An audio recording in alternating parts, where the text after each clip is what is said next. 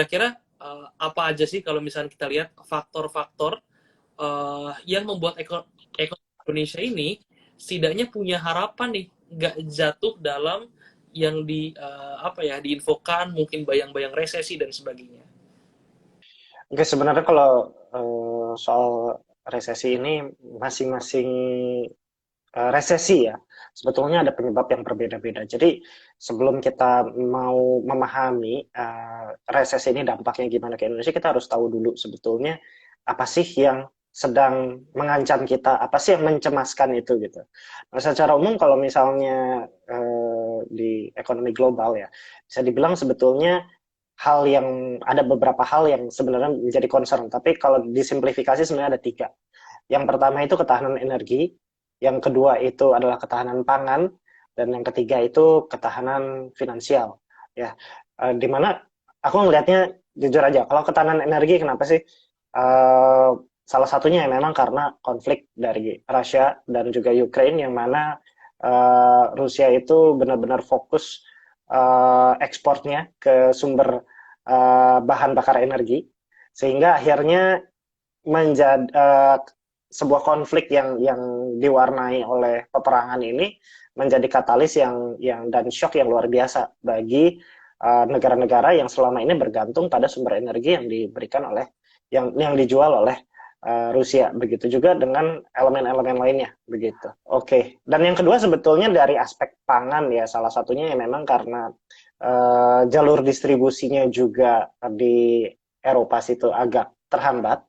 Dari Ukraine yang biasanya dia ekspor gandum, dia ekspor jagung, dia ekspor bahan bahan pokok, karena di sana sektor pertaniannya memang jadi salah satu sektor utama, sehingga kan terjadi imbalance gitu dari demand, dari yang tadi yang demandnya tetap ya, orang kan makan setiap hari gitu ya, orang makan setiap hari, biasanya juga memang memang ini tiba-tiba ada sektor yang kekat gitu, dan itu kan bikin shock jadinya, entah harga bahan pangan itu jadi naik atau terjadi shortage, kelangkaan dan sebagainya. Nah, yang ketiga sebenarnya ini sektor finansial itu bisa dibilang buntut dari sisanya ya. Kalau misalnya ada ketidakstabilan ekonomi, artinya apa? Artinya banyak pihak yang akhirnya tidak bisa berasumsi dengan cara yang sama lagi, terutama dalam kemampuan mereka membayar utang gitu. Dalam kemampuan, karena kan ekonomi dan institusi kan sebenarnya menjalankan operasionalnya sebetulnya dengan utang dan piutang satu sama lain gitu. Tapi begitu ada sesuatu yang shocking di tengah-tengah, tiba-tiba si ini nggak bisa bayar utangnya nih, si ini piutangnya nggak tertagih nih. Nah, kalau misalnya udah terjadi itu dan merembet satu institusi ke institusi yang lain, jadinya kredit macet, jadinya potensi krisis likuiditas di institusi keuangan. Nah, itulah yang sebenarnya dicemaskan dari tiga aspek ini. Sebetulnya kalau misalnya kita lihat secara umum ya, kita mungkin nggak bisa meramal masa depan secara pasti, tapi kalau kita lihat gambaran secara umum, Indonesia tuh di level yang sebetulnya masih jauh lebih mending lah dibandingkan negara-negara lain gitu. Dimana Indonesia mungkin dari tiga aspek itu kita bisa bernafas lega karena sumber daya kita cukup banyak, dan ketahanan finansial kita, perbankan kita juga masih sehat gitu. Nah, jadi sebenarnya kalau kita mengkaji krisis, kita selalu harus lihat akar masalahnya di mana dulu gitu. Tentunya akar masalah yang katakanlah bisa relevan banget buat Indonesia, bisa jadi dampaknya sangat sangat fatal gitu. Tapi dalam skenario saat ini ya, dalam tahun 2022 dan 2023 mendatang, eh, kalau para ekonom lihat sih isu-isunya bukan di sektor-sektor yang benar-benar jadi fatal buat Indonesia. Tapi segalanya bisa terjadi ya, of course ya. Kira-kira itu sih mungkin David, kalau dari aku soal soal overview sedikit ya soal isu resesi dan juga segala macam. Dan sampai saat ini bisa dibilang belum resesi ya. Kita tuh belum resesi Betul. karena pertumbuhan growth GDP kita juga masih 5%, masih sangat normal gitu. Dan jujur aja sebenarnya untuk dari 5% turun ke 4%, ke 3% aja itu jarang banget. Apalagi kalau sampai negatif. Apalagi kalau negatifnya 2 kuartal berturut-turut, nah itu baru resesi. Yang mana kita tuh udah baru pernah pernah resesi itu pas kemarin ya 2020, itu karena sesuatu yang luar biasa. Tapi sebelum 2020 udah puluhan tahun kita nggak pernah kayak gitu. Jadi normally selalu kita agregat pertumbuhan ekonomi selalu di sekitar 5%, 5,2% gitu. Mas Glenn, lebih dalam lagi kita kita bahas tadi kan sudah ada tiga Mhm. masalah ya concern tersebut ya. Boleh dibedah Ya, satu-satu tadi kalau dari awal energi itu sendiri seperti apa gitu saat ini. kalau bicara soal energi ya sebenarnya balik lagi ke apa ya, imbalance antara demand sama supply-nya ini macetnya di mana gitu. Yang jelas sih sebetulnya kalau kita lihat eh, ngomongin Russia ya memang dia supply-nya kebanyakan untuk Eropa ya, terutama Inggris dan juga Jerman. Dimana sektor paling paling produktifnya mereka itu natural gas gitu, dan itu dipakai untuk sumber daya energi khususnya listrik gitu. Jadi beda kalau di Indonesia kan kita pakainya batu bara gitu. Kita pakai batu bara, kalau di luar macam-macam ya. Ada yang pakai salah satunya natural gas. Nah, memang belakangan kita lihat kayak negara kayak Jerman sama Inggris agak mencemaskan sih, jujur aja, karena mereka kemandirian bahan bakar energinya itu kurang. Ya, bisa dibilang mereka nggak punya batu bara gitu.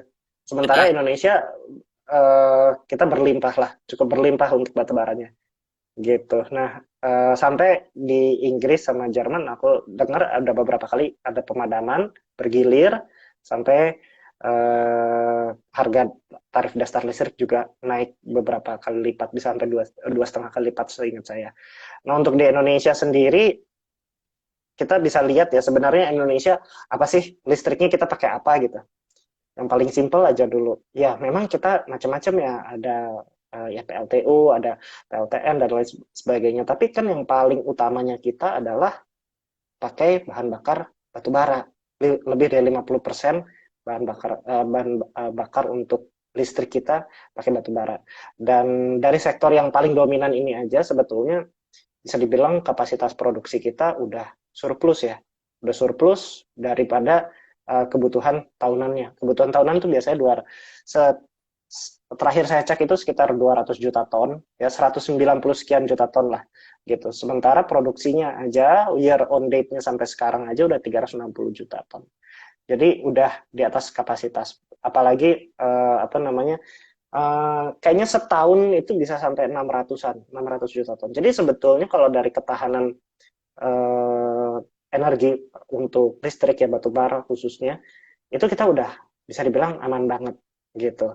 Dan ya kita dianugerahi oleh banyak alternatif sebenarnya. Mungkin ada banyak isu yang lebih lebih dalam lagi ya, kayak misalnya kita wah Indonesia masih ketergantungan sama fossil fuel dan lain sebagainya, kita harus beralih ke energi terbarukan. Tapi mau diakui atau tidak saat ini memang batu bara sebagai ya salah satu bisa dibilang energi yang energi fosil, tapi masih jadi penyelamat gitu kita supaya punya ketahanan energi.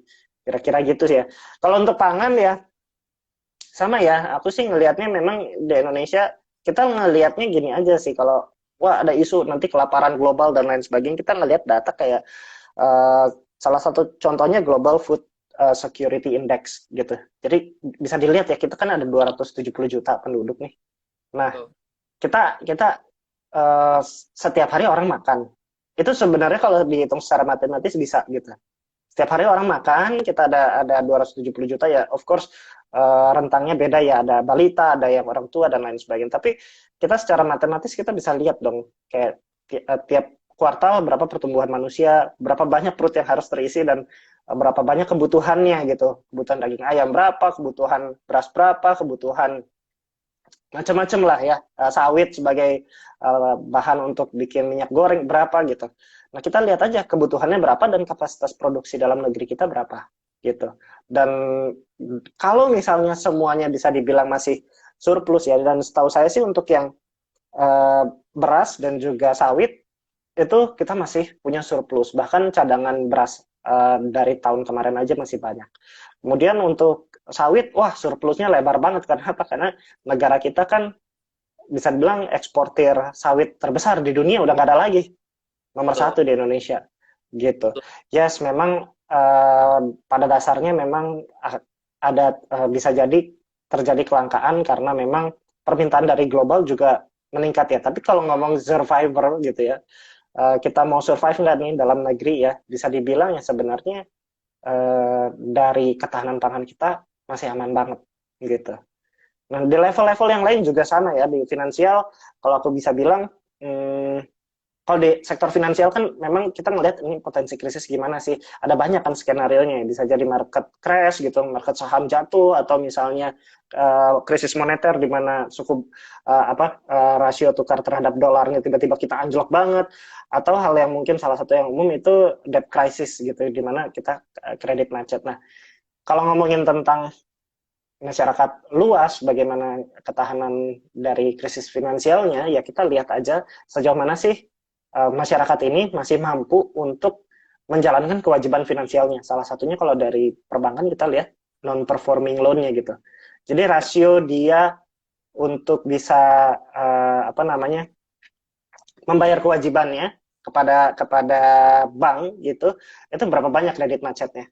Kalau misalnya kredit macetnya banyak, nah itu udah lampu kuning tuh. Berarti ada yang salah nih. NPL-nya Ya, kan kalau misalkan banyak ya. yes. Kalau NPL-nya tinggi itu udah ini. Kemudian ada capital adequacy ratio juga, itu rasio kecukupan modal, itu biasanya untuk menggambarkan ini perbankan ini punya ketahanan modal nggak sih, kalau dia ada resiko keuangan, salah satunya kredit macet itu. Kalau ada money rush, tiba-tiba orang ambil uangnya banyak banget dari tabungannya, dia bisa punya kecukupan modal atau enggak. Nah, dari dua indikator ini aja sebetulnya bisa dibilang Indonesia masih baik-baik aja sih, jujur aja. Kayak rasio NPL nasional kita masih di 2,9%. Kalau idealnya ya batas aman ya di sekitar 5%-an aja masih masih oke gitu.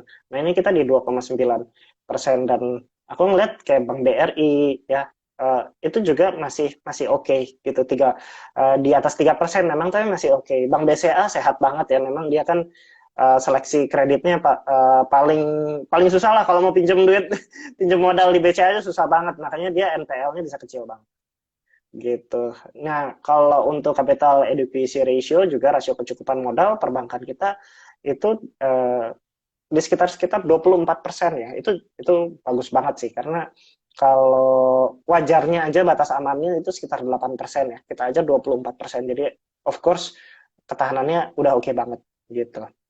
Jadi dari tiga aspek itu sih sebenarnya secara garis besar bisa dibilang ya Indonesia masih oke-oke aja ya. Tapi aku nggak kepengen ngasih justifikasi lebih lanjut karena kita nggak tahu ya masa depan seperti apa. Nggak ada yang tahu actually tahun depan akan seperti apa. Tapi kalau kita lihat secara rasional dari data-data yang tersedia, sebenarnya nggak ada alasan juga kita untuk takut berlebihan, karena dari pangan kita kuat, dari energi kita kuat, dari finansial kita juga baik-baik aja gitu.